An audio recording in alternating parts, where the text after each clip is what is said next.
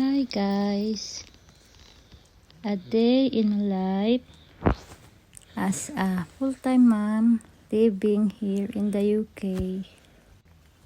For today's video ay pupunta kami sa town. Yes, bibili lang ng kung alag-alag. Ayan, naglalakad kami ni Rain papunta sa town at kailangan namin mag-stop kasi dadaan yung train. So wait lang kami dyan ng konti.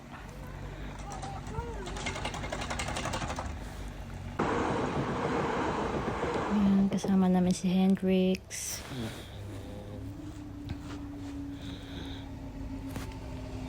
Let's go. Ayan, tapos na rin.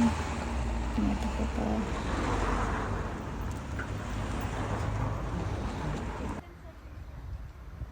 Ayan, dumaan kami sa park.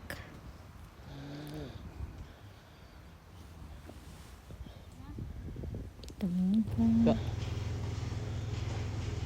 Galing ng ano ko eh, videographer ko. Shout out kay Kuya Chris. Yan. Lahat ng angulo, picturean, binidyohan. Ang pangit mag voice over.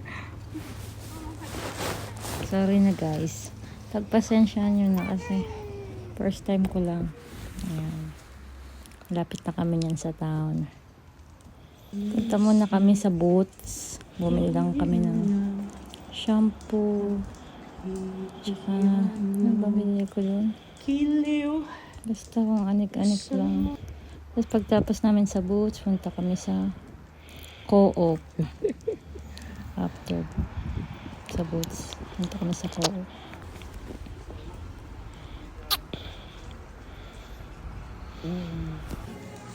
Yan. Sa Co-op na kami. Feeling cashier. Yung anak mong layo-layo.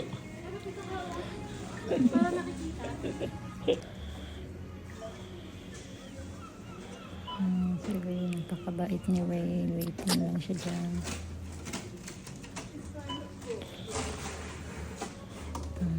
Gusto mo mag-cashier? Mukha. Yan. Perfect. Kaya Ayan. magbayad sa self-service. And then, ayan, pauwi na kami. Lakad lang. Yan, dapat kaya, magpapakain pa kami ng duck. Kaya lang si Kuya Chris, taing-tain na daw siya. Kailangan niya na ng toilet. Kaya, yan, nagmadali na kami pauwi. Hindi na siya makahintay.